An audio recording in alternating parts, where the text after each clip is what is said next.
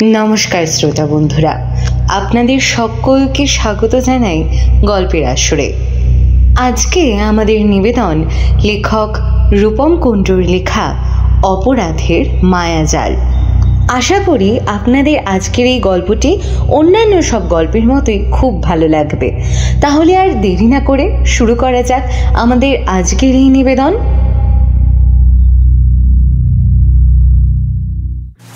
বর্ষাকালটা তবে পড়েই গেল কলকাতায়।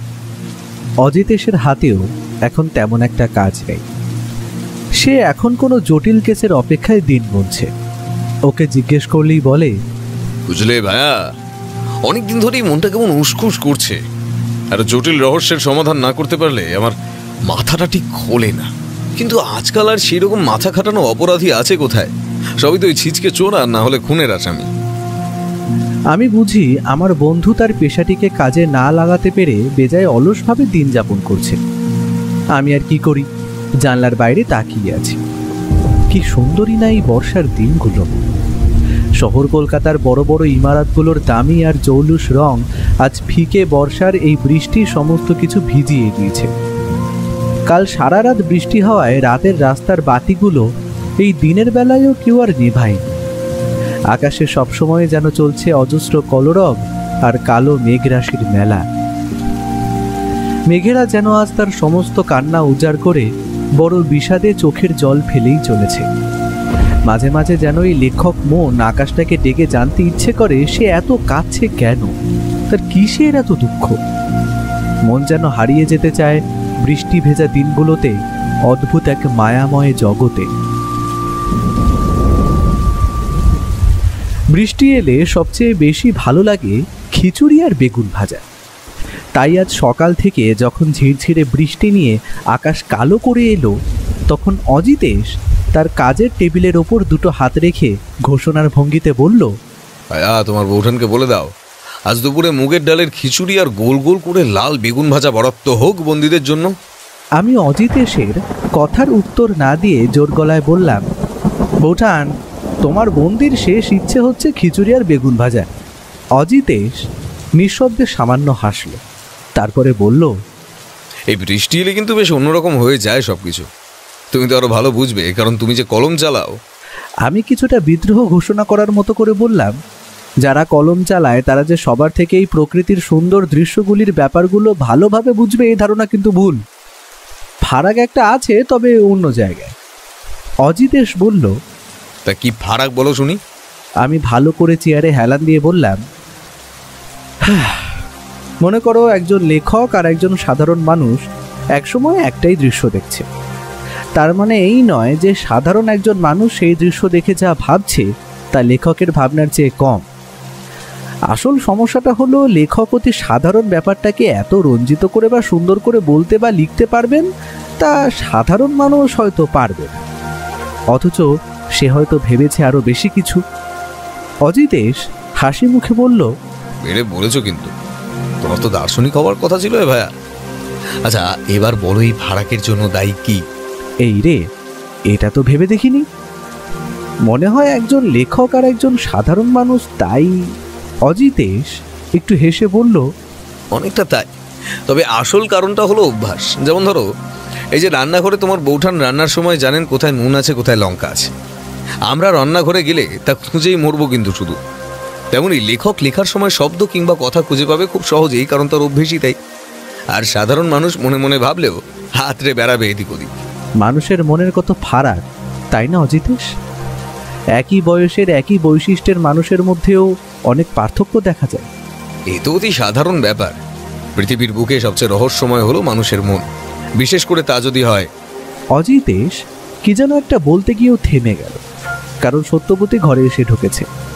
দরজা দিয়ে ঢুকে আমায় উদ্দেশ্য করে বৌঠান বলল, ঠাকুরপো, বেগুন ভাজা খেতে হলে কিন্তু বাজার থেকে বেগুন নিয়ে আসতে হবে, এই কিন্তু আমি বলে রাখলাম। বলেই বৌঠান রান্নাঘরের দিকে চলে গেল। অজিতেশ বেশ জোরের সাথেই বলল, ওসব আমি জানি না। বৃষ্টির দিকে খিচুড়ি আর বেগুন ভাজা না হলে জমে নাকি? শান্তি নেই কোথাও। অজিতেশ আর সত্যবতীর এভাবে আমায় মধ্যমণি করে কথা বলার কারণ পাঠকের অজানা থাকার কথা না। তবুও যারা অবাক হয়েছেন তাদের জন্য পুরোটা জানিয়ে রাখি। অজিতেশ আর সত্যবতী যখন ঝগড়া করে তখন তাদের সরাসরি কথা বলা এমনকি মুখ দেখাও বন্ধ থাকে। তখন তাদের কথা এভাবেই চলে। আমি ব্যাপারটা বেশ উপভোগ করে থাকি। এই তো কালই তাদের আবার ঝগড়া হয়েছে। ঝগড়ার বিষয় অতি সামান্য। অজিতেশ কোনো কালেই যথেষ্ট গোছানো ছিল না। তার অগোছালো আর উদাসী ভাবটা মাঝে মাঝে অতিরিক্ত হয়ে পড়ে। বিশেষ করে যখন হাতে কোনো কেস থাকে না, তখন তার এই প্রায় সন্ন্যাসী ভাবটা প্রবল হয়ে ওঠে। কাল সকালে নিজের অগোছালো ঘরটা গোছাতে গিয়েই বিপত্তি। সত্যবতীর শখের ফুলদানিটা মেঝেতে ফেলে ভেঙে চৌচির। ভাঙা টুকরোগুলো হয়তো আরেকটু সময় পেলে সে লুকিয়েই ফেলত, কিন্তু তার আগেই বামাল সমেত ধরা পড়ে যায়। তখন সত্যবতী কিছু না বলে চলে গেলেও আসল ঝগড়াটা হয় রাতে, আর আজ সকাল থেকে এই অবস্থা। দুপুরে খেতে বসে কিন্তু দেখলাম অজিতেশেরই জয় হয়েছে। গরম খিচুড়ি, আলু ভাজা, বেগুন ভাজা আর ডিমের অমলেট। অজিতেশ হাত ঘষতে ঘষতে একটা অদ্ভুত শব্দ করে বলল, এই না হলে ভারতবর্ষের গৃহ আইন যতই বন্দী হোক না কেন, তার ইচ্ছেরও থাম দেওয়া হয়। বাহ কাকা, তোমার জবাব নেই।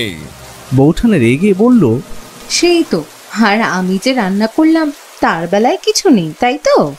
অজিতেশ বেগুন ভাজায় কামড় দিয়ে বলল, ওহ ঠিক ঠিক, তোমার হাতেও জাদু আছে সত্য, এই জন্যই তোমাকে এতটা ভালোবাসি। এরপর দুপুরের খাওয়াটা আমাদের বেশ ভালোই জমল। শুধু জমলো বললে ভুল হবে। সত্যবতীর হাতের রান্নার গুণেই হোক কিংবা খিদের জন্যেই হোক, খেয়ে যখন উঠলাম বুঝলাম বাড়াবাড়ি রকমের খাওয়া হয়ে গেছে। দুপুরের ভাত ঘুমটা একটু বেশি হয়ে গিয়েছিল। যখন উঠলাম তখন প্রায় সন্ধে। কাকা ততক্ষণে আমাদের চা দিয়েছে। চা খেতে খেতে অজিতেশের সাথে কথা হচ্ছিল। ঠিক এমন সময় কাকা এসে জানালো, দাদাবাবু একজন এইছেন, তোমার সাথে দেখা করতে চাইছেন। পাঠিয়ে দাও। আমি চায়ের কাপে মুখ তুলেছি, ঠিক এমন সময় ঘরে এসে যিনি ঢুকলেন তার বয়স ওই বছর 30-এর কাছাকাছি হবে। ফর্সা গায়ের রং, লম্বা, প্রায় ব্যোমকেশের মতো।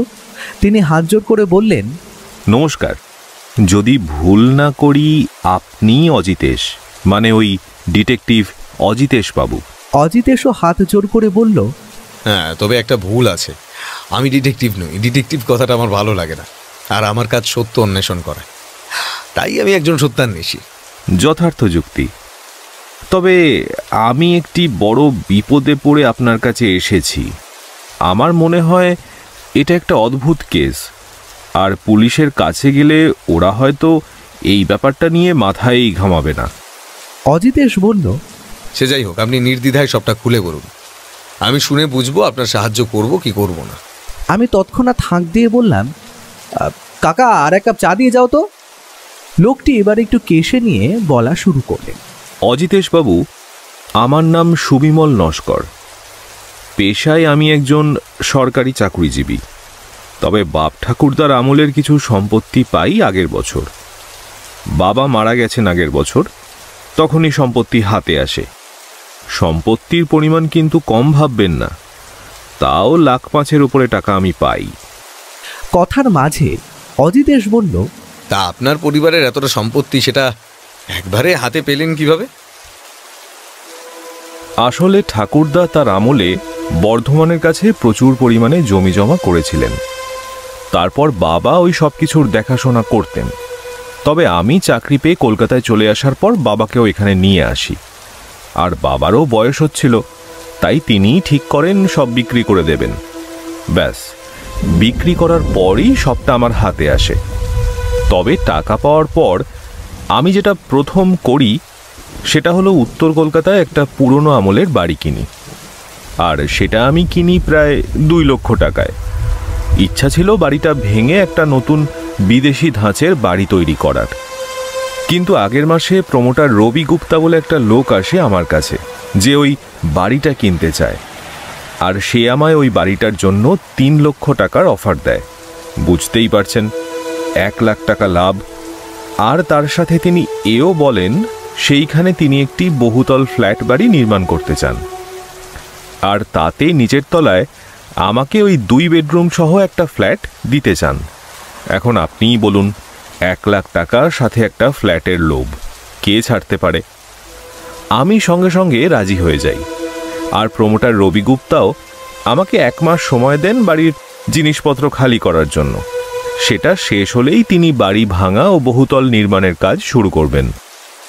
দেখতে দেখতে 1 মাস হয়ে গেল প্রায়, আর হয়তো 3-4 দিন বাকি বাড়িটা ভাঙতে। কিন্তু বলে সুবিমলবাবু একটু থামলেন আর তার বুক পকেট থেকে বার করে আনলেন 3টি কাগজ। তারপর সেইগুলি অজিতেশের দিকে এগিয়ে দিলেন। এরই মধ্যে কাকা দেখলাম চা দিয়ে গেছে। সুবিমলবাবু চায়ের কাপে চুমুক দিয়ে অজিতেশের দিকে তাকিয়েছিল। অজিতেশ কাগজগুলো ভালো করে দেখে আমার হাতে তুলে দিতে দিতে বলল, এ তো ভীষণ ভয়ের ব্যাপার সুবিমল বাবু, এ তো সোজাসুজি হুমকি। আমিও কাগজগুলো দেখলাম। তাতে 3টিতেই লেখা আছে, বাড়ি ভাঙার চেষ্টা করলে সমূহ বিপদ, আর কথা না শোনার ফল কিন্তু মৃত্যু। আমি কাগজগুলো ফিরিয়ে দিতেই যাচ্ছিলাম, সুবিমলবাবু বললেন, কাগজগুলো এখন অজিতেশ বাবুর কাছেই থাক, দরকার লাগলে আমি নিয়ে নেব। অজিতেশ এবার মাথা নেড়ে বলল, আচ্ছা, তা আপনি এরপর কি করলেন? আর আপনার উপর কি কিছু বিপদ ঘনিয়ে এসেছে এই কদিনে? হ্যাঁ, সেটাই হলো আসল কথা। তবে প্রথম চিঠিটা পাওয়ার পর আমি মনে করি কেউ আমার সাথে ঠাট্টা করছে।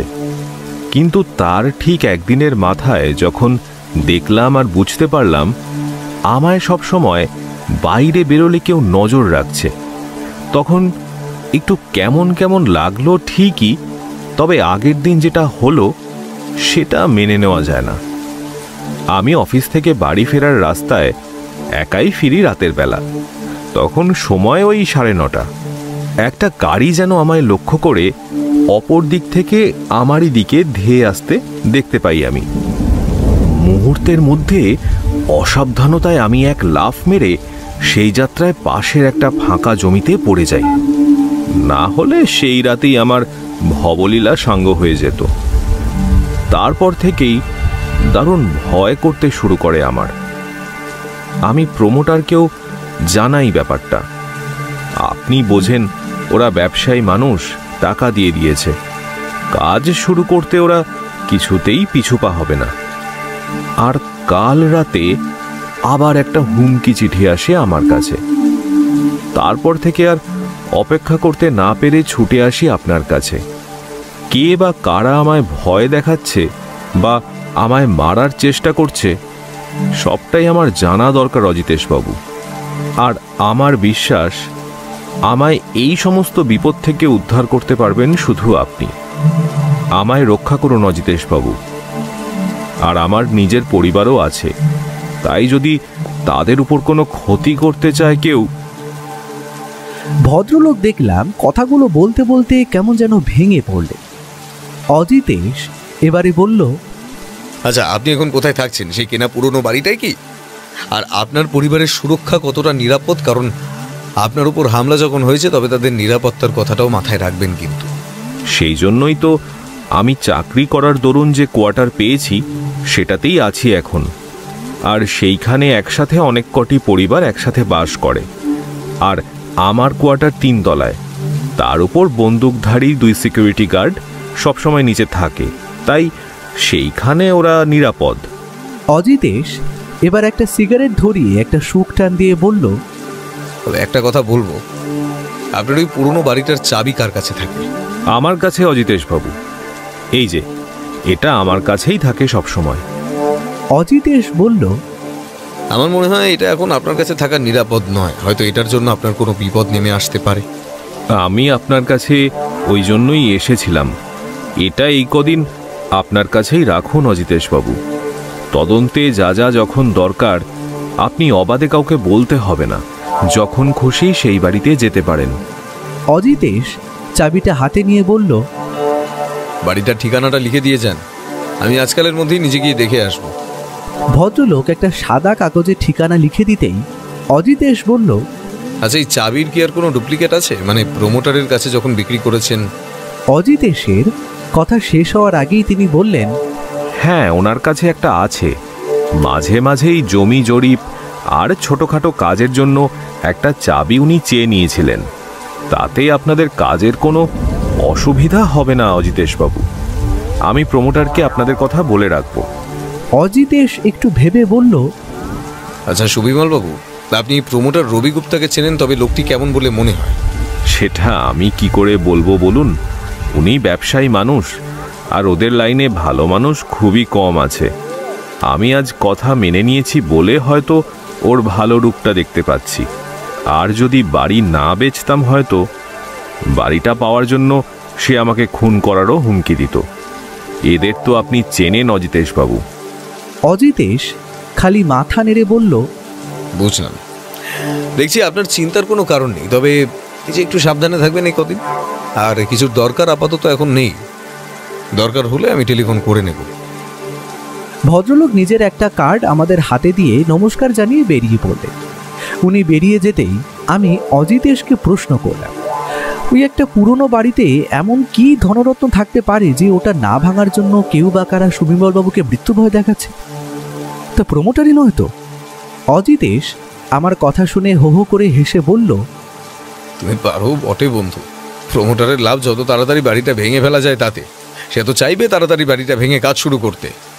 ব্যাপারটা কেমন একটু অদ্ভুত যেন অজিতেশ, বড়ই অদ্ভুত। আর সেটাই আমাদের খুঁজে বার করতে হবে, বুঝলে ভাইয়া? আজ রাত হয়ে গেছে, চাবিটা ওই তাকে রেখে দাও। কাল সকাল সকাল পুরনো বাড়িটায় হানা দেওয়া যাবে। এখন দেখি কি ধনসম্পদ লুকিয়ে আছে সেখানে।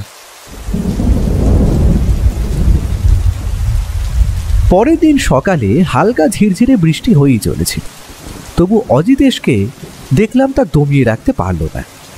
সে ঠিক সকালের চা পান করে বেলা 9টার দিকে চাবির গোছাটা হাতের আঙুলে ঘোরাতে ঘোরাতে আমার কাছে এসে বলল, চলো বন্ধু, বড় কার্য করতে হবে, আর সেটা করতে হবে অত্যন্ত গোপনে, বুঝলে?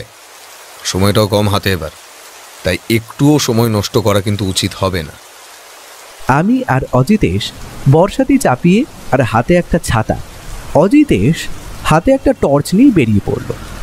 বুঝতে পারলাম ও হয়তো বাড়ির আশপাশটা একটু ঘুরে দেখতে পারে।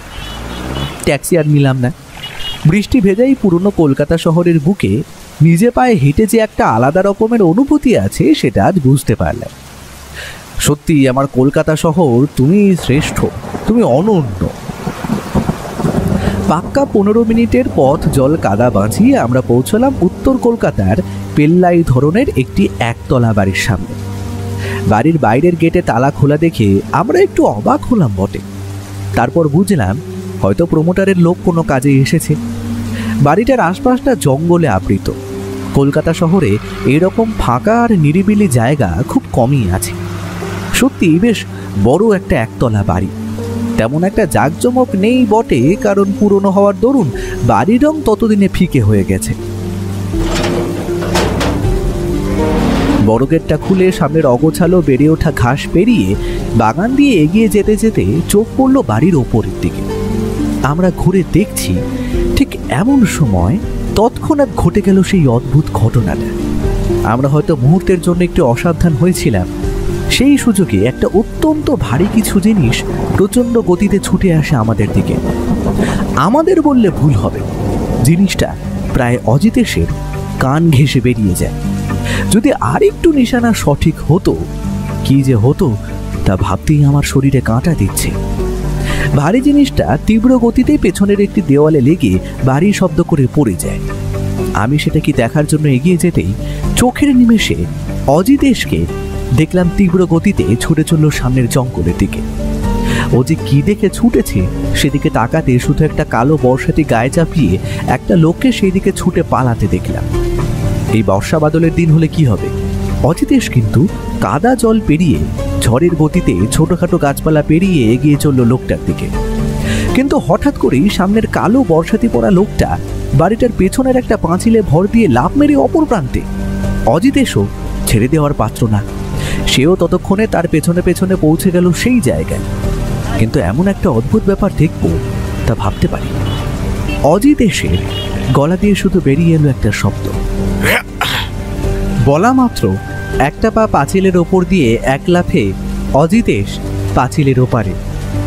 সত্যি অজিতেশের শরীর স্বাস্থ্য নিয়ে কোনো কথা বলা যাবে না। আমি ছুটে আসা জিনিসটা দেখতে এগিয়ে যেতেই চোখে পড়ল একটা অদ্ভুত ব্যাপার। কারণ যেটা আমাদের লক্ষ্য করে ছুঁড়ে মারা হয়েছে সেটা একটা বড় ধরনের রং বেরঙের পাথরের পেপার ওয়েট। আর সেটা মুড়ে দেওয়া হয়েছে একটা কাগজে, আর খুব চেনা হাতের লেখায় সেখানে লেখা, সাবধান, বাড়ি ভাঙতে এলে সমূহ বিপদ। আমি লেখাটা দেখেই চিনতে পেরেছি এটা তো সেই হাতের লেখা যেটাই হুমকি চিঠি দেখেছি আমরা। কি একটা ভাবতে যাচ্ছি এমন সময় অজিতেশ হাঁপাতে হাঁপাতে বাড়ির গেটের দিক থেকে আমার কাছে এসে বলল, তোর জন্য বেঁচে গেল। ধরেছিলাম মুখে দুটো খুশিও মারি, কিন্তু তোর জন্য বর্ষাতে খুলে চম্পট দেয়। মুখটা একটা কালো টুপি দিয়ে রেগে এসেছিল, তাই মুখ বুঝতে পারিনি বলে অজিতেশ আমার দিকে এগিয়ে এসে আমার হাতে থাকা লেখাটা খুলে দেখে একটু হেসে বলল, দেখা যাক কতদিন লুকিয়ে বাঁচবে। আর বাড়িতে তোমার আসতেই হবে, কারণ কার্যসিদ্ধি এখনো তোমার হয়নি বাছাধন। আচ্ছা অজিতেশ, লোকটা ওপরে ছিল কি? কিন্তু বাড়ির ছাদ তো দেখছি নেয়ারা, সিঁড়ি বাইরের দিক দিয়ে আছে বলে তো মনে হয় না। তাহলে ওইদিকে দেখাও, ওই পুরনো পাইপগুলো বেশ সানসেটে উঠে ছাদে ওঠা একটা জোয়ান মানুষের কাছে কিছুই নয়। তবে বোঝা যাচ্ছে বাবা জীবন হয়তো আগে থেকে জানতো আমরা এখানে আসবো, আর না হলে আমাদের আগেই আসতে দেখে ঘাপটি মেরে বসেছিল। সুযোগ পেয়ে হামলা করে আর পালানোর পথ বার করার জন্য এই প্রচেষ্টা। চলো ওসব চিন্তা করে লাভ নেই, একটু ভিতরে গিয়ে খুঁজে দেখা যাক কি আছে এই বাড়িতে যার জন্য এত ঝঞ্ঝাট। আমরা এগিয়ে গেলাম বাড়িটার সামনের সদর দরজার দিকে। সেখানে এখনো তালা ঝুলছে, কিন্তু অদ্ভুত কথা হলো পুরনো তালাটা চাবি ঘোরানোর আগেই নিজে থেকে খুলে গেল। অজিতেশ একটু নেড়ে চেড়ে দেখে বলল, তালা একদম সঠিক আছে, ভাঙা হয়নি। তবে যে এসেছিল তার কাছে ডুপ্লিকেট চাবি ছিল। তার মানে কি প্রমোটার? চাবি তো অ্যাকসেপ্ট তার কাছেই আছে। অজিতেশ বিড়বিড় করতে করতে প্রবেশ করলো বাড়িতে। সদর দরজা ঠেলে প্রবেশ করে যা দেখবো ভেবেছিলাম তার উল্টোটাই চোখে পড়ল। অত বড় আর পুরনো বাড়িতে ভেবেছিলাম কিছু প্রাচীন আমলের খাট আলমারি থাকবে, তবে তার বদলে এখন শুধু পড়ে আছে ফাঁকা ঘর আর কয়েকটা কাঠের চেয়ার, আর এদিকে ওদিকে ছড়িয়ে আছে ভাঙা কাঠের টুকরো, জঞ্জাল বা অপ্রয়োজনীয় জিনিসপত্র। সে হতেই পারে হয়তো বাড়িটা ভাঙা হবে বলে আগের জিনিস সরিয়ে বিক্রি করে দেওয়া হয়ে গেছে। মোট মিলিয়ে 3টে বড় বড় শোয়ার ঘর আর একটা বসার ঘর, আর অপর একটা ঘরে প্রবেশ করে আমরা তো অবাক, কারণ সেখানে শুধু রাখা রয়েছে অপ্রয়োজনীয় জিনিসপত্র, আর তার মাঝে এদিক ওদিক ছড়িয়ে রয়েছে আঁকার সরঞ্জাম। একটা কাঠের ড্রয়িং স্ট্যান্ডও চোখে পড়লো আমাদের। অজিতেশ এগিয়ে গিয়ে জিনিসগুলো দেখে বলল, আঁকার রঙগুলো দেখো ভাইয়া, দামি অয়েল প্যাস্টেলের পাকা রং, অর্থাৎ বলা যায় এখানে আগে যিনি থাকতেন তার আঁকার শখ ছিল। কত যত্ন সহকারে এই রঙগুলো রেখে ব্যবহার করেছে, সহজে চোখে পড়ে। আমি ততক্ষণে এগিয়ে গেছি সেই ঘরের দেওয়ালে টানানো একটা অসাধারণ আঁকা ছবির দিকে। আমাদের কলকাতার গঙ্গার ঘাট থেকে হাওড়া ব্রিজের আঁকা অত্যন্ত সুন্দর একটা তৈলচিত্র, আর আঁকার নিচে বাংলায় সই ব্রজমোহন গাঙ্গুলি। আমি সেটা দেখছি দেখে অজিতেশ আমার দিকে এগিয়ে এলো। আমি ঘরের আশেপাশের সব দিকে বুঝতে পারলাম এটা স্টাডি রুম ছিল, আর দেওয়ালে রঙের দাগ আর ছাপ এই কথাটাই স্পষ্ট করছে যে এটা ব্রজমোহন গাঙ্গুলি নামক কোনো চিত্রশিল্পীর ঘর ছিল, কারণ এখানে প্রচুর পরিমাণে আঁকার পেপার আশেপাশে ছড়িয়ে রয়েছে। অজিতেশের দিকে তাকিয়ে দেখি সে দেওয়ালে টানানো পেন্টিংটার দিকে নাক এগিয়ে কি একটা শুকলো, তারপর তার মুখে ফুটে উঠল একটা হাসি। একবার এদিকে এসো। ধরো পেন্টিংটা 5 বছর আগেও দেওয়ালে টাঙালেও তার পাশে ওই যে দেখো ওই দিকটা ঘষ্টানোর দাগ কেন থাকবে? আর পেন্টিংয়ের রঙগুলো একটু ভালো করে খুঁটিয়ে দেখলে হয়তো দেখতে পাবে সেগুলো কিছুদিন আগের করা, কারণ রঙগুলোর গন্ধ এখনো যায়নি। আমি একটু পরীক্ষা করে বুঝতে পারলাম অজিতেশ ঠিক কথাই বলছে। বেশ, ঠিক আছে, চলো বন্ধু, এখনকার মতো এখানের কাজ শেষ। একটু সুবিমল বাবুর বাড়ি থেকে ঘুরে আসা যায়, কিন্তু ওনাকে এখনো কিছু বলবে না যে আমরা এখানে কিছু পেয়েছি কিনা। যেমন বলা তেমন কাজ। আমরা এবার বাড়িটা ভালো মতো তালা লাগিয়ে বেরিয়ে এলাম বাইরে। আমি বুঝলাম অজিতেশ একটু খবর বার করার চেষ্টা করছে। এখান দিয়ে জানা গেল যে এই কয়েকদিন ধরে বাড়িতে 2টো লোক মাঝে মাঝেই কাজের জন্য একটা ছোট মালটানা গাড়ি নিয়ে আসতো। তারা নিজেদের মতো কাজ করে আবার চলেও যেত। আর একদিন একটা ছোট বাচ্চা মেয়েকে নিয়ে এক বাবু এসেছিলেন, 2 ঘন্টা ছিলেন, তারপর চলে যান। অজিতেশ খালি মাথা নেড়ে জানালো, বুঝতে পারলাম হয়তো সুবিমল বাবুর ছোট মেয়ে আছে হয়তো। আমরা যখন ভদ্রলোকের বাড়ি পৌঁছলাম তখন প্রায় 11টা বেজে গেছে। আজ রবিবার ছুটির দিন হওয়ায় তিনি ঘরেই ছিলেন। আমরা আসতেই অভ্যর্থনা জানান। আরে আসুন আসুন অজিতেশ বাবু, আপনার মতো মানুষের পা পড়লো আমাদের বাড়িতে। কি নেবেন বলুন, চা বানাতে বলি? অজিতেশ খালি বলল, অত কিছুর দরকার নেই বুঝলেন সুবিমল বাবু, আপনার ওই বাড়িটার কাছে একটা চায়ের দোকান ছিল, ওটা দিয়ে একটু চা খাওয়া হয়েছে। আর এটা ধরুন, এখন আর দরকার নেই, তবে যখন লাগবে আবার চেয়ে নেব। সুবিমলবাবু হাত বাড়িয়ে নিলেন চাবির গোছাটা, তারপর সেটা নিজের পকেটে চালান করে দিয়ে বললেন, কিছু বুঝতে পারলেন অজিতেশবাবু? অজিতেশ যেন সেই কথা কানেই তুলল না। সে ততক্ষণে একটা সিগারেট ধরিয়ে একটা শুকটান দিয়ে বলল, আচ্ছা সুবিমলবাবু, আপনার যে একটি ছোট মেয়ে আছে সেটা তো জানতাম না। আর আপনি ওই বাড়িতে নিশ্চিত তাকে পড়ানোর জন্য শিক্ষককে পাঠিয়েছিলেন আশা করি। ভদ্রলোক একটু হাসি হাসি মুখ করে বললেন, বাবা, বাড়ি দেখে এত কিছু বোঝা যায় নাকি? ধন্য। হ্যাঁ, সেই দিন আমার বাড়িতে অফিসের কিছু লোকজন আসে, একটু খাওয়া দাওয়া হয় আর কি। তখন সেই দিন এসেই অনিল আমাকে জানায় যে এই কদিন সে একটু ব্যস্ত থাকবে তার আঁকার এক্সিবিশন নিয়ে, তাই সে রনুমাকে আজই পড়িয়ে দিতে চায়। বাড়িতে অত লোক, তাই আমি আর দেরি করিনি, ওনাকে ওই বাড়ির চাবি দিয়ে দিই। রনুকে সাথে নিয়ে তিনি সেখানেই তার পড়াশুনো দেখিয়ে দেয়। 2 ঘন্টার মাথায় আবারও ফিরে আসে আর চাবি আমার হাতে দিয়ে চলেও যায়। অজিতেশ কথাটা শুনে একটু ভেবে বলল, আচ্ছা, আর ওই অনিল ছেলেটি কেমন, তার ব্যাপারে কিন্তু একটু জানা দরকার। খুবই অমায়িক ছেলে অজিতেশবাবু, প্রতিভা যে আছে তা কোনো সন্দেহ নেই, কিন্তু ওই প্রতিভা থাকলেও টাকার অভাব। শুনেছি ফাইন আর্টসে ডিগ্রি আছে তার, বাড়িতে অনেক আঁকা স্টুডেন্টও পড়ায় সে। রনুর ইংরেজিটা একটু দুর্বল ছিল, সে তখন তাকে তা পড়িয়ে দেবে বলে। আচ্ছা, বুঝলাম। আর আপনি বলছেন ছেলেটি গরিব, তবে আর্ট এক্সিবিশন করাচ্ছে এটা ঠিক বুঝতে পারলাম না তো। আর্ট এক্সিবিশন করতে তো প্রায় তো প্রচুর লাগে শুনেছি, প্রায় 50 থেকে 60 হাজার টাকা। সেটা আমি কি করে বলবো বলুন? সে তো আমার কাছেও টাকা চাইতো সাহায্যের জন্য, আমি যতটা পারতাম দিতাম। ওর স্বপ্ন ছিল যে সে একটা বড় আর্ট এক্সিবিশন করবে আর তাতে তার ছবির প্রদর্শনী হবে। হয়তো কোনোভাবে টাকা জোগাড় করতে পেরেছে। আর আপনার সেই প্রমোটারের ঠিকানা আমাদের একবার দিন, ওনার সঙ্গে দেখা করার প্রয়োজন আছে। আমার মনে হচ্ছে আর 2 দিন বাড়ি ভাঙাটা আটকাতে পারলে হয়তো কাজের সুবিধা হতো। শিওর শিওর বলে ড্রয়ার খুলে একটা কাগজ খুলে এগিয়ে দিয়ে বললেন, চেষ্টা করে দেখতে পারেন। মনে হয় না তিনি মানবেন, লোকটা একটু অন্যরকম, কাজ আর টাকা ছাড়া কিছুই বোঝে না। অজিতেশ নমস্কার জানিয়ে উঠে পড়ল। আমরা বাইরে বড় রাস্তায় এসে দাঁড়িয়েছি, ঠিক এমন সময় পেছন থেকে একবার একটা ডাক শুনতে পেলাম। ঘুরে দেখলাম সুবিমলবাবু আসছেন। অজিতেশবাবু, এটা ধরুন, এটা অনিলের আর্ট এক্সিবিশনের ঠিকানা। আমাকে আসতে বলেছিল, তবে আমার একটা কাজ আছে, আপনারা চাইলে যেতে পারেন। সেটা দিয়ে ভদ্রলোক হাসি মুখে চলে গেল। অজিতেশ আমার দিকে তাকিয়ে বলল, ভাইয়া, বেলা 12টা বাজতে চললো, তোমার নিশ্চিত এখন বাড়ি যাওয়া উচিত। তোমার বউঠান আমায় বাজার আনতে বলেছিল, সেটা বেমালুম ভুলে গেছি কাজের ঠেলায়। তুমি তৎক্ষণাৎ পাড়ার বিশুয়া বাজারওয়ালার কাছ থেকে বাজার নিয়ে তাড়াতাড়ি বাড়ি ফেরো, তাহলে সে কুরুক্ষেত্র বাঁধাবে। আমি ততক্ষণে একটা ছোট কাজ সেরে আসি। আমি জানি অজিতেশের এখনের অবস্থা তাই, আর দেরি না করে ওকে ফেলে বাজার নিয়ে একটা রিক্সা করে বাড়ি পৌঁছালাম। বাড়ি পৌঁছেও রেহাই নেই। বৌঠান ততক্ষণে কাকাকে শুনিয়ে শুনিয়ে বলছে, এই যে কাকা, দেখো সময় হলো তেনাদের আসা। কাজ কাজ করেছে, পেটে কিছু পড়তে হবে তারা ভুলেই যান। রান্না করতে তো আর সময় লাগে না, এখন এই বেলায় আমি হাত পুড়িয়ে রান্না করতে বসি আর কি। ঠাকুরপো, তুমিও দিনকে দিন ওর সাথে থাকতে থাকতে ওর মতোই হয়ে যাচ্ছ একেবারে। আমি আর কিছু বললাম না, খালি একটু ফিক করে হেসে বাজারের দলেই তার হাতে তুলে স্নানে চলে গেলাম। অজিতেশ যখন ফিরল ততক্ষণে প্রায় বেলা 1:30। আসার সাথে সাথেই একটা ছোটোখাটো গৃহযুদ্ধ হয়ে গেল আর কি। আমি ব্যাপারটা দেখে একটু হাসি দেখে অজিতেশ খাওয়ার টেবিলে বসে বলল, দাঁড়াও না, বিয়েটা করো, বুঝতে পারবে কত ধানে কত চাল। ভাইয়া, বহু সুখে চিরকুমার ব্রত অবলম্বন করে কাটাচ্ছ, তাই না? তা আমাকে ধরে কেন টানাটানি করো ভাইয়া?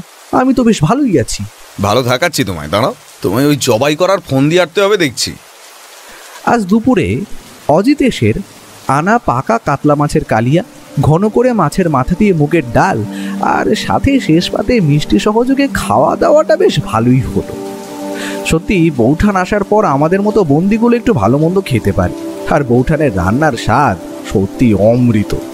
অজিতেশ ততক্ষণে দুপুরে খাওয়া দাওয়া শেষ করে একটু বোধ করি ভাত ঘুম দেওয়ার প্রস্তুতি নিচ্ছিল।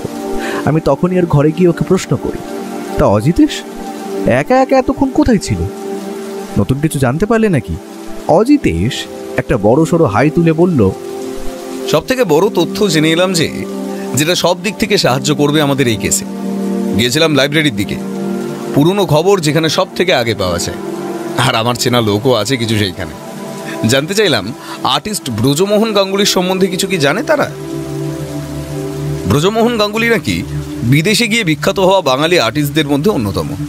লোকটি তার শুরুর জীবনে কলকাতায় আর্ট কলেজে পড়াশোনা করেন। তার কলকাতায় একটি বাড়িও ছিল, তবে তখনও তার তেমন একটা নাম ডাক হয়নি। তার আঁকা বেশ কিছু ছবি কলকাতা আর্ট গ্যালারিতেও রাখা আছে, তবে বেশিরভাগ ছবি বিখ্যাত হয় ইংল্যান্ডে যাওয়ার পর। কারণ জানা যায় তিনি নাকি ইংল্যান্ডের সেই সময়কার কোনো সম্ভ্রান্ত পরিবারের মহিলার ছবি এঁকে বড় নাম করেন। পেপারেও তার ছবি আঁকা ছবি বেরিয়েছিল। আর সব থেকে অবাক করা কাণ্ড কি জানো অজিত? সেই ব্রজমোহন গাঙ্গুলির এখনকার একটা চিত্রের দাম নাকি প্রায় 40 থেকে 50,000 টাকাও হতে পারে। কথাটা শোনা মাত্র আমার মুখে একটা হাসি রেখা খেলে গেল। তার মানে তুমি বলতে চাইছো যে বাড়িটা সুবিমলবাবু কিনেছেন সেটা প্রায় 30 বছর আগে হয়তো আর্টিস্ট ব্রজমোহন গাঙ্গুলির বাড়ি ছিল, আর সেই দিন দেওয়ালে যে পেইন্টিংটা আমরা দেখতে পাই সেটা আসলে তাঁরই আঁকা। আর সুবিমলবাবু তা জানেন না। এত দামি একটা তৈলচিত্র, সাথে ওই বাড়িতে হয়তো আরও কিছু এরকম পেইন্টিং আছে যেটা হাতাবার জন্যেই বারবার সুবিমলবাবুকে বাড়ি না ভাঙার হুমকি দেওয়া হচ্ছে। একদম ঠিক ধরেছ। এবার প্রশ্ন হলো, প্রমোটার রবি গুপ্তা ওই ছবি সম্পর্কে কিছু জানে কিনা, বা বাড়িতে যে এরকম কিছু সম্পদ লুকিয়ে আছে তা তার অজানা কিনা। অজিতেশ, আমার মনে হয় এইসব ক্ষেত্রে এরা বড় লোক, এদের কাছে এই ছবির দামটাই আসুন। আমার মন বলে রবি গুপ্তা এখনো জানেনই না যে বাড়ি তিনি কিনেছেন তাতে হয়তো এত দামি কিছু লুকোনো আছে। অজিতেশ পকেট থেকে একটা সিগারেট বার করতেই যাচ্ছিল, বৌঠান আসছে দেখে টুক করে সেটা পকেটে চালান করে দিতে দিতে বলল, চলো না বিকেলের দিকে প্রমোটার রবি গুপ্তাকে একটু বাজিয়ে আসা যায়। বৌঠান আসার সাথে সাথেই আমি তাকে বললাম, বৌঠান, অজিতেশ কিন্তু এবার বড়লোক পার্টির কেস পেয়েছে, বুঝলে? যদি পারিশ্রমিক ভালো হয় নিজের জন্য একটা সোনার হার গড়িয়ে নিতে বলো না কিন্তু। বেরিয়ে যেতে যেতে দেখলাম অজিতেশ আমার দিকে কটমট করে তাকিয়ে আছে আর বলছে, বিকেলে তোমায় দেখছি, দাঁড়াও। দুপুরে লেখালেখির কাজ করে যখন একটু চোখ বুঝলাম, উঠতে উঠতে তখন প্রায় সন্ধ্যা 6টার কাছাকাছি। তাও যদি অজিতেশ না ডাকতো উঠতে পারতাম কিনা সন্দেহ আছে। ওঠো ভাইয়া, ঘুমোচ্ছে দেখো কুম্ভকর্ণের ছোট ভাই। এই আমি কিন্তু চললাম, তুমি পড়ে পড়ে ঘুমো। হ্যাঁ। অজিতেশের গলা শুনে ধরপড় করে উঠে বসলাম। কিছুক্ষণের মধ্যেই বৌঠান চা দেওয়ায় সেটা পান করে রাস্তায় উঠলাম। আমি বললাম, তাহলে এখন গন্তব্য কোথায়? প্রমোটার রবিগুপ্তর বাড়ি আশা করি। অজিতেশ মাথা নেড়ে জানালো, লোকটাকে টেলিফোন করেছিলাম, বললো 8টার পর ফাঁকা হবে। তার মানে হাতে এখন 1.5 ঘন্টার উপর সময়, তাই অন্য একটা জায়গায় যাব প্রথমে। কোথায়? চলোই না ভাইয়া, নতুন প্রজন্মের চিত্রকরদের হাতের কাজ একটু দেখে আসা যাক। অজিতেশের কথা শুনে বুঝতে পারলাম সে আজ বিকেলে হওয়া অনিশ বলে ছেলেটার আর্ট এক্সিবিশনে যেতে চাইছে। তবে সেখানে গিয়ে কিছু লাভ হবে কি কে জানে বাবা। অজিতেশ এখন যেটা বলছে সেটা করাই শ্রেয়।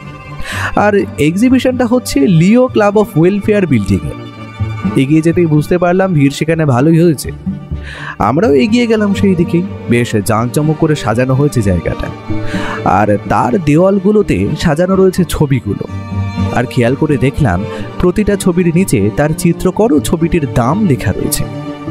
অর্থাৎ যার যখন যে ছবিটা পছন্দ হবে সে সেটা দামাদামি করে তৎক্ষণাৎ কিনে নিতে পারে।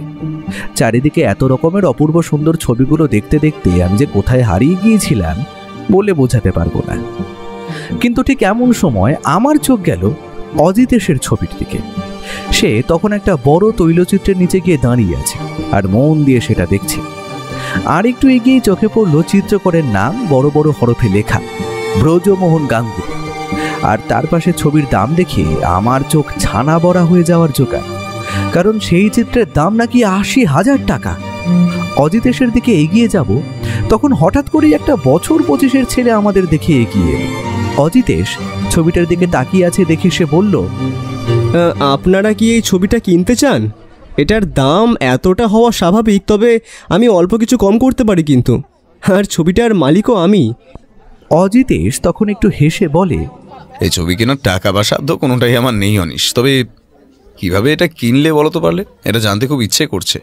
ছেলেটা অজিতেশের মুখে নিজের নাম শুনে হয়তো একটু ঘাবড়ে গিয়েছিল। একটু সামনে নিয়ে এসে বলল, আপনাদের যদি ছবি কিনতে হয় তাহলে বলুন। অযথা এত প্রশ্নের উত্তর দেওয়া আমার পক্ষে সম্ভব নয়। এখানে এমন আরও লোকজন আছে যারা এই ছবি লুফে নেবে। অজিতেশ খালি একটু হাসল, তারপর ছবিটার আরও কাছে গিয়ে একটু মন দিয়ে নিজের অংশটা দেখল, যেখানে ব্রজমোহন গাঙ্গুলির স্বাক্ষর রয়েছে। তা অনিশ, তোমার যা এখন রমরমা বাজার দেখছি, তাহলে ছাত্র পড়ানো বা ছবি আঁকা শেখানো তা কি এখন বন্ধ করে দেওয়ার চিন্তা করছো আশা করি? আর সুবিমল বাবু আমাকে আপনার এই এক্সিবিশনটা দেখতে আসার কথা বলেন। অনিশ দেখলাম একটু শান্ত গলায় বলল, হ্যাঁ, কাল সুবিমল বাবুকে গিয়ে জানিয়ে আসব যে আমি আর পড়াতে পারবো না। তবে আমি আর্টের ছাত্র তো, তাই আঁকা শেখানোটা বন্ধ করা সম্ভব নয়। আমার মতোই কত যে ছাত্রছাত্রী আছে যারা আঁকা শিখতে চায়, কিন্তু ওই খরচ আর টাকার অভাবে তাদের সব ইচ্ছেগুলো স্বপ্নই থেকে যাচ্ছে। আমি সেই বাচ্চাগুলোর জন্য বিনে পয়সায় আঁকা শেখাবো, এটাই আমার ইচ্ছে। আমি অজিতেশের দিকে তাকিয়ে দেখলাম ওর চোখের কোণে একটা অদ্ভুত দ্যুতি খেলা করছে, মুখে একটা অদ্ভুত হাসি। সে আর পুরোটা পথ কিছু বলেনি রবিগুপ্তর বাড়ি যাওয়ার সময়। আমি জানি ও এখন একটা কিছু ভাবছে, আর ওকে এই সময় বিরক্ত করা উচিত হবে না। ও যখন ভাবনার জগতে থাকে তখন ওকে প্রশ্ন করা আর একটা দেওয়ালের সাথে কথা বলা দুটোই এক। প্রমোটার রবিগুপ্তর বাড়ি খুঁজে বের করতে তেমন একটা বেগ পেতে হয়নি, তবে টাকা থাকলে যে সব কিছুই কেনা যায় সেটা বলে দিতে হয় না। সাদা ধবধবে মার্বেল পাথরের কাজ করা বাড়িটা রাতের বেলাও তার উজ্জ্বলতা বজায় রেখে চলেছে। সামনে একটা ছোট্ট বাগান, আর তার মাঝখানে নুড়ি পাথর বেছানো পথ, আর সামনে একটা ঝর্ণাও চোখে পড়ল। আমরা এগিয়ে যেতেই একটা চাকর দরজা খুলে এগিয়ে এলো, তারপরে বলল, আপনি ব্যোমকেশ বাবু? 8টায় অ্যাপয়েন্টমেন্ট ছিল। আসুন আসুন, বসুন, এখানে বাবু আসছেন একটু পর। আমাদের বসানো হলো সুসজ্জিত একটি ডাইনিং। তবে যাই হোক, আমরা সেই ঘরে ঢোকার সাথে সাথেই চোখ চলে গেল একটা জিনিসে। সেটা আর কিছু নয়, একটা খুবই পরিচিত কাঁচের ফ্রেমে বন্দি একটা অয়েল পেন্টিং। পেন্টিংটা দেখা মাত্র আমার মুখ তো হা, কারণ এটা সেই পেন্টিং যেটা প্রথম দিন আমরা সুবিমল বাবুর পুরনো বাড়িটায় দেখেছিলাম। অবিকল সেই পেন্টিং, কোথাও কোনো অমিল নেই।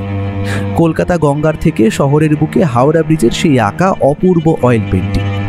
অজিতেশ আর সোফায় বসে সে এগিয়ে গেল ছবিটার দিকে, ভালো করে নিরীক্ষণ করে বিড়বিড় করে বলল, বড্ড হাতের কাজ। আমার মাথায় তখন একটা কথা ঢুকছে না, আমরা সুবিমল বাবুর বাড়িতে যে ছবিটা দেখেছি সেটা আসল নাকি আজকের দেখা এই পেন্টিংটা। আমার চোখে তো কোনো তফাতই ধরা পড়ছে না।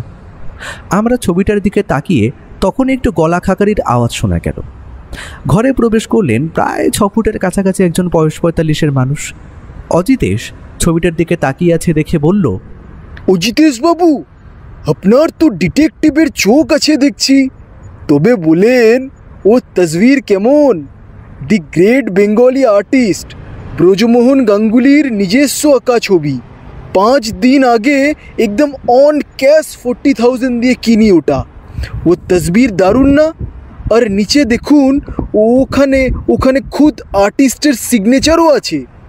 অজিতেশ হাসি মুখে বলল, অনবদ্য হাতের কাজ আর্টিস্টের, তবে এটা কোথা থেকে কিনলেন জানতে খুব ইচ্ছে করছে। কোনো অকশন হাউসে উঠলে এটা কিন্তু এত কম দামে আপনি পেতেন বলে মনে হয় না। আমি বুঝলাম ভদ্রলোক অবাঙালি, তাই কথাতেও সেই টান লক্ষ্য করা যায়। হ্যাঁ অজিতেশ বাবু, আমি এটা একটা সোর্স দিয়ে কিনি, তবে তার ব্যাপারে আমাকে জিজ্ঞেস করলে আমি কিন্তু বলতে পারবো না, এটা বলা বারণ আছে। তবে যে লোক আমাকে এটা বেচেছে তার কাছে এখনো অনেক কটা ছবি আছে ওই ওই ওই সেম আর্টিস্টের। So I will buy all of them. Ajitesh এবার কিছু একটা বলতেই যাচ্ছিল, তার আগেই ভদ্রলোক দেখলাম বললেন, দেখেন অজিতেশ বাবু, আমি আপনার নাম অনেক শুনেছি, কিন্তু ওই বাড়িটা ভাঙতে আমাকে মানা করবেন না। আমি 1 মাস টাইম এমনিই দিয়েছি। একদিনও যদি দেরি করি তাহলে কাজের অনেক অসুবিধা হয়, আর টাকারও শ্রাদ্ধ। কি বলেন অজিতেশ বাবু? বলে ভদ্রলোক হো হো করে হেসে উঠলেন। অজিতেশ হেসে উত্তর দিল, সেটা আর দরকার পড়বে না রবিবাবু, আশা করছি। তবে আমায় আপনি এটা বলুন যে বাড়িটা আপনি কিনেছেন সুবিমল বাবুর দিয়ে, ওটা কার বাড়ি ছিল, ওটা কি আপনার জানা? সে জেনে আমি কি করব অজিতেশ বাবু? আমি খালি বাড়ির বাইরের খালি জায়গাটা দেখে এসেছিলাম, मैं अंदर भी नहीं गया। असल में ये सब काम देखने के लिए মানে আমার এই সব কাজ দেখার জন্য লোক আছে, তাই আর কি। অজিতেশ হাসি মুখে নমস্কার জানিয়ে উঠে পড়ল। আপনাকে একটু বিরক্ত করলাম মিস্টার গুপ্তা, তবে ভবিষ্যতে যদি কোনো দরকার পড়ে আমাকে জানাতে ভুলবেন না কিন্তু। ভদ্রলোক হাসি মুখে আমাদের দরজা অবধি এগিয়ে দিতে এলেন। রাত প্রায় 9টার কাছাকাছি হওয়ায় সেই দিন আমরা ট্যাক্সি নিয়ে বাড়িতে ফিরে আসি। রাতে খাওয়া দাওয়ার পর অজিতেশকে বললাম, তুমি কি কিছু বুঝতে পারছো? আমার মাথায় তো কিছুই আসছে না। আর ধরো এই প্রমোটার আমাদের সামনে মিথ্যে কথা বলছে, সেটা তো হতেই পারে। তৈরি হয়ে থেকো, আজ রাতে 12টার পর একটু বেরোতে হবে। আর আজই মনে হচ্ছে চোরের উপর বাটপাড়িটা করতে হবে। দাঁড়াও, একটা টেলিফোন করে নি। আর অজিত, রাতের বেলা ঘাপটি মেরে থাকার জন্য কেমন পোশাক পরবে তা তোমায় বলে দিতে হবে না আশা করি। আমি বুঝলাম না অজিতেশ কি করতে চাইছে, আর সে যাবেই বা কোথায়, আর কোন চোরের কথা বলছে সে। আমরা যেদিন পুরনো বাড়িটা তন্ন তন্ন করে খুঁজেছিলাম সেই দিন তো আর কোনো ছবি সেখানে আমরা পাইনি। অজিতেশ তৎক্ষণাৎ একটা ফোন করলো। পাশের ঘরে হওয়ায় আমি অতটা বুঝতে পারিনি। রাত তখন 12টার কাছাকাছি। অজিতেশের কথা মতো আমরা মোটামুটি প্রস্তুত। বৌঠান রাতের বেলা বেরোনোর জন্য একটু কুইকাই করলেও পরে সে থেমে যায়। অজিতেশের কথা মতো ডার্ক রঙের পোশাক পরিধান করে আমরা বেরিয়ে পড়লাম। রাস্তা তখন শুনশান। কলকাতা শহর যে এতটা শান্ত হতে পারে তা যেন আজ প্রথমবার অনুভব করলাম। চেনা রাস্তায় আর ফাঁকা হওয়ার দরুন প্রায় ওই 10-12 মিনিটের মধ্যেই আমরা বাড়িটার কাছে পৌঁছে যাই। আর গেটের কাছে পৌঁছে আমি দেখতে পাই একটি লোক সেখানে আগে থেকেই দাঁড়িয়ে আছে। আর একটু কাছে যেতে বুঝতে পারলাম এ যে সুবিমল বাবু। অজিতেশ ওনার কাছে গিয়ে বলল, যা যা বলেছিলাম মনে আছে তো? কোনো শব্দ না। যদি দেখেন আমাদের বাইরে কোনো চিল্লামিল্লির আওয়াজ, তবেই এই ভাঙা জানালাটা দিয়ে বেরিয়ে আসবেন। তবে আমার মন বলছে সেরকম কিছু হবে না, চোর বাড়িতে ঢুকবেই। অজিতেশ দেখলাম বাড়ির সদর দরজাটি খুলে ভিতরে থেকে একটা লুকোনোর জায়গা খুঁজে দিয়ে সুবিমল বাবুকে সেখানে ঘাপটি মেরে বসে থাকতে বলল। তারপর নিজে বাইরে দিয়ে দরজায় তালা লাগিয়ে আমায় বলল, চলো ভাইয়া, আমরা ওই কালকের ওই জঙ্গলের দিকে লুকিয়ে থাকি। কেন জানি না আমার মন বলছে চোর বাবা জীবন এইদিকেই আসবে। আমরা এগিয়ে গেলাম একটা অন্ধকার ঝোপের অংশের দিকে। সব জায়গায় অল্প স্বল্প আলো থাকলেও সেই জায়গাটা যেন একটু বেশি অন্ধকার। আমি আর অজিতেশ চুপটি করে ঘাপটি মেরে বসে রইলাম সেখানে। মুখে যে কোনো কথা হবে না সেটা আগেই বলা ছিল। কতক্ষণ যে ওই রকমভাবে ঘাপটি মেরে বসেছিলাম সেটা বলে বোঝাতে পারবো না। ওই অন্ধকার ঝোপের মধ্যে মশার যে কি উৎপাত তা আজ হাড়ে হাড়ে টের পাচ্ছি। সময় যেন কাটতেই যায় না। অন্ধকারের মধ্যে এক একটা মুহূর্ত যেন 1 ঘন্টা ঠেকছিল আমার। ঠিক রাত কটা হবে জানি না, তবে হঠাৎ করেই রাস্তায় কিছু কুকুরের ডাক শুনতে পেলাম। অজিতেশ একটু নড়ে চড়ে বসে আমার দিকে মুখে আঙুল তুলে দেখিয়ে দিল, চুপ। সেই সময়টা আমার মনের অবস্থা যে কি তা বলে বোঝাতে পারবো না। বুকের প্রতিটা ধুকপুকানি যেন কানে স্পষ্ট শুনতে পাচ্ছি আমি মনে মনে চিন্তা করলাম, সুবিমল বাবু তবে একা একা কি করছেন বাড়ির ভেতরে কে জানে। কিন্তু আমার ভাবনায় বাধা ফেলে একটা টর্চের আলো যেন এগিয়ে এলো বাড়ির গেট লক্ষ্য করে। আমরা স্পষ্ট দেখতে পেলাম একটা ছায়ামূর্তি গেটটা অত্যন্ত সাবধানে ঠেলে প্রবেশ করলো বাড়ির কাছে। তারপর অতি সন্তর্পণে এদিক ওদিক দেখে এগিয়ে গেল বাড়ির সদর দরজার দিকে। ছায়ামূর্তির পুরো শরীর যে কোনো কালো চাদর দিয়ে ঢাকা তা একদম স্পষ্ট। সে সদর দরজার কাছে দাঁড়িয়ে কিছুক্ষণ দেখলাম, তালাটা নিয়ে একটু নাড়াচাড়া করল। তারপর সেই দিক থেকে এগিয়ে এলো আমাদের ঝোপটার দিকে। অজিতেশকে যেন ফিস ফিস করে বলতে শুনলাম, তৈরি থেকো, বেগর ভাই দেখলে তবেই হামলা করবে। আর যদি ও আমাদের দেখতে না পায় তবে ঘাপটি মেরে বসে থেকো। ছায়ামূর্তিটার হাতের টর্চটা একটু এদিক ওদিক ঘুরে বন্ধ হয়ে গেল। সাথে সাথেই আমি অজিতেশের দিক থেকে একটা স্বস্তির নিঃশ্বাস পড়ার শব্দ শুনতে পেলাম। কিন্তু এ কি? ছায়ামূর্তি দেখলাম এগিয়ে গেল বাড়ির একটা পুরনো দেওয়ালের দিকে, যেখান দিয়ে একটা বড় মোটা পাইপ ছাদ হয়ে নিচে নেমেছে। আমি তখনও বুঝতে পারছি না লোকটা করতে কি চাইছে। এমন সময় একটা খুট শব্দ হতে বুঝতে পারলাম ছায়ামূর্তি সেই পাইপের একটা অংশ ভেঙে হাতে নিয়ে নিল আর হাত বাড়িয়ে বার করে আনলো লম্বা পাইপের ভেতর থেকে কয়েকটা রোল করা কাগজ। আর সেই কাগজগুলো যে পুরনো আর সেটা যে আকার পেপার তা চাঁদের আলোতেও স্পষ্ট বোঝা যায়। আমি ব্যোমকেশের দিকে তাকিয়ে দেখি ওর মুখে তখনও খেলা করছে একটা অদ্ভুত হাসি।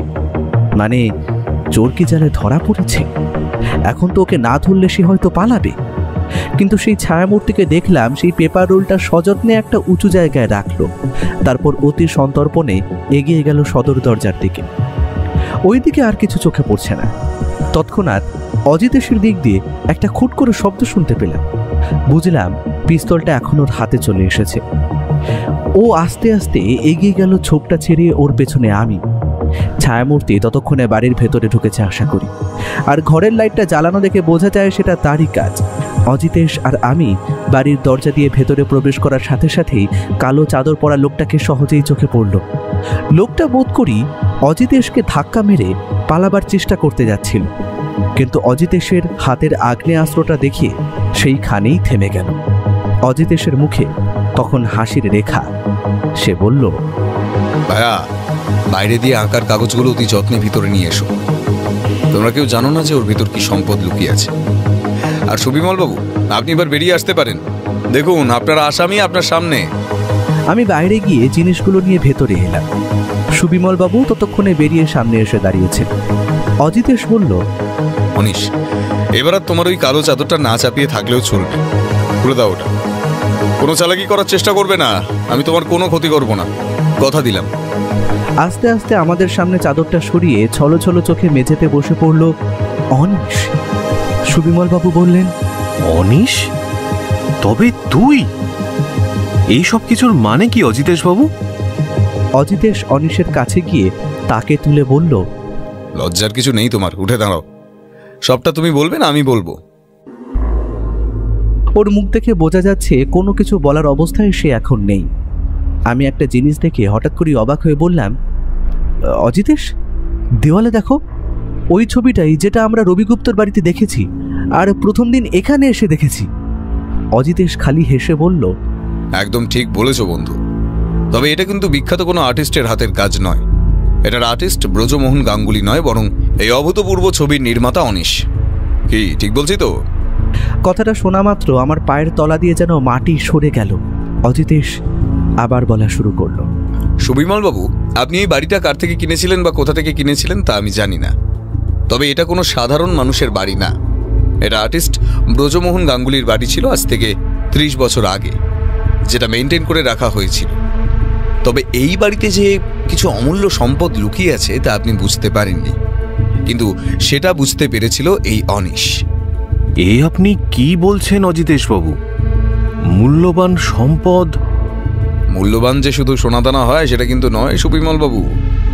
কারণ এই যে ছবিগুলো আপনি দেখছেন, এর প্রতিটা দাম প্রায় 40 থেকে 50 হাজার টাকারও বেশি।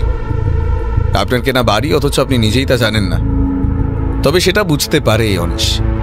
যেদিন সে আপনার মেয়েকে সেই বাড়িতে পড়াতে নিয়ে আসে, চোখের সামনে সে খুঁজে পায় ব্রজমোহন গাঙ্গুলির ছবিগুলো, কিন্তু তার ভয় ছিল যদি সে ধরা পড়ে যায়, তাই সেদিন মোটে একটা ছবি নিয়ে যায় আর তার বাজার দর যাচাই করে ফিরে আসে। তখন সে বুঝতে পারে এই ছবিগুলোর মূল্য কত। একই তার অবস্থা তখন ওই রকম। দারিদ্রতা মানুষকে অনেক ভুল কাজ করায়, বুঝলে অজিত? অনিশ সেই দিনই সেই ছবিটার মতো হুবহু একটা ছবি আঁকে, আর তার আঁকার হাত এতটা অসাধারণ যে আমি দেখেও সেই দিন ধরতে পারিনি। তবে অজিতেশ, তুমি বুঝতে পারলে কিভাবে? যেন বন্ধু, যদি কোনো শিল্পী কোনো শিল্প নিজে হাতে তৈরি করে, সে সেটাই কিছু ছাপ ছেড়েই যাবে। আর সেই ভুলটাই করে অনিশ। সে ছবির নিচে স্বাক্ষর ব্রজমোহন গাঙ্গুলির করলেও তার হাতের লেখা যে মিলবে না সেটা সে ভুলে যায়, আর সেটাতেই তার উপর সন্দেহ পড়ে আমার মনে তখন উকি মারছিল একটা প্রশ্ন, সেটা করেই ফেললাম। আচ্ছা অজিতেশ, অনিশ তো 6টা ছবি পেয়ে গিয়েছিল, তবে সে বাড়ির ভিতরে ঢুকতে গেল কেন আবার? আর সেই বাড়িতে ঢোকার চাবিটাই বা পেল কোথা থেকে? শিল্পী সত্তা ভাইয়া, বাড়িতে এত সুন্দর সুন্দর দামি দামি রং তুলি রয়েছে, কয়েকদিন পর হয়তো সেগুলো ভেঙে গুড়িয়ে দেওয়া হবে। অনিশের শিল্পী মন সেটা চায়নি, তাই সে ওগুলো উদ্ধার করতে বাড়িতে প্রবেশ করে। আর চাবি তো আগেভাগেই ডুপ্লিকেট করা ছিল। ঠিক এমন সময় অনিশের দিক থেকে তখন খুব ধীরে একটা স্বর ভেসে আসে, অজিতেশ বাবু, এই পৃথিবীতে কেউ কারো নয়। যদি স্বপ্ন থাকে আর অধ্যবসায় থাকে, তবুও টাকার জন্য তাকে পায়ের নিচে পিষে ফেলা হয়। এই সমাজটা এমনই। আমি এই ছবিগুলোর সঠিক মূল্যই দিতাম, কারণ হয়তো প্রমোটার বা সুবিমল বাবু কেউই জানতেন না যে এই ছবিগুলোর আসল মূল্য কী। কয়েকদিন পর হয়তো এগুলো বাড়ি ভেঙে ফেলার সঙ্গে সঙ্গেই মাটিতে মিশিয়ে দেওয়া হতো। আমি যে মোট 8টা ছবি পেয়েছি, তার মধ্যে 7টা সুবিমল বাবুর হাতে তুলে দিচ্ছি। তবে একটা দোষ আমি করেছি, সেটা হলো একটা ছবি আমি বিক্রি করি 40,000 টাকার বিনিময়ে প্রমোটার রবি গুপ্তাকে। ওটা আমি আর আপনাদেরকে ফেরত দিতে পারবো না, আর সেটার টাকা দিয়েই আমি আমার একটা আর্ট এক্সিবিশন করার স্বপ্ন পূরণ করতে পারি। আমি অত্যন্ত দুঃখিত সুবিমল বাবুকে এতগুলো হুমকি চিঠি দেওয়ার জন্য আর ভয় দেখানোর জন্য। এর জন্য যা সাজা হয় তা আমি মাথা পেতে নেব। অজিতেশ এবার সুবিমল বাবুর দিকে তাকিয়ে বলল, সুবিমল বাবু, আমার কেসের সমাধান এখানেই শেষ। এবার আপনাকে একটা কথা বলি, আশা করি আপনি শুনবেন। আর এই বাড়িতে যা হলো তা আর যেন কোনোভাবেই পাঁচকান না হয়। অজিতেশ বাবু, আপনি বলুন। আপনার জন্য আমার মাথা থেকে একটা ভয় নামলো। আপনার কথা নিশ্চিত শুনবো আমি। এ অনিশ ছেলেটির প্রতিভা আছে, হয়তো কিছু ভুল কাজ করে ফেলেছে, তবে এবারের মতো ওকে ছেড়ে দেওয়ার অনুরোধ রইল। আর ওই যে মোট 6টা ছবি আশা করি এই রোলে আছে, এটার আসল মালিক আপনি, কারণ বাড়িটা আপনার। তবে বাকি দুটোর মধ্যে যেটা অনিশ বিক্রি করেছে সেটা তো আর কিছু করা যাবে না। আর তার প্রদর্শনীতে যেটা সে রেখেছে সেই ছবিটা ওর জন্য ছেড়ে দিন। অজিতেশের কথা শুনে অনিশ বলে ছেলেটির চোখে যেন জল দেখতে পেলাম। অজিতেশ তাকে কাছে ডেকে বুকে জড়িয়ে নিয়ে বলল, আমি সত্যান্বেষী অনিশ। সত্য অন্বেষণ করতে গিয়ে যেটা সঠিক মনে হবে সেটাই আমি করব। আমি তুমি চলার পথে অনেক ভুল করি, তবে সেটাকে অতিক্রম করে যে নাম করতে পারে সেই তো প্রকৃত মানুষ। তোমার মধ্যে প্রতিভা আছে, সেটা নষ্ট হতে দিও না। নিজের স্বপ্নটাকে পূরণ করো। আজও সেই রাতের কথা চিন্তা করলে আমার মনটা যেন কেমন একটা করে ওঠে। সত্যি অজিতেশের সাথে এত কেসে আমি ছিলাম, তবে এটা যেন সবগুলোর থেকে আলাদা। আর অজিতেশ যে কতটা উদার মনের মানুষ সেটার পরিচয়ও পাই সেই দিনকেই। তবে সেই কেসের সমাধানের কিছুদিনের মধ্যেই আমাদের বাড়িতে দুটো জিনিস নিয়ে আসেন সুবিমল বাবু। এক হলো একটা মোটা কাগজের খাম, সাথে মিষ্টি। আর অপর জিনিসটা দেখে অবাক হয়ে যাই আমরা, কারণ সেটা একটা বিশাল বড় ফটো ফ্রেম, আর তাতে শোভা পাচ্ছে অতীব সুন্দর একটি গ্রাম বাংলার তৈলচিত্র, যার নিচে জ্বলজ্বল করছে চিত্রকরের নাম ব্রজমোহন গাঙ্গুলি।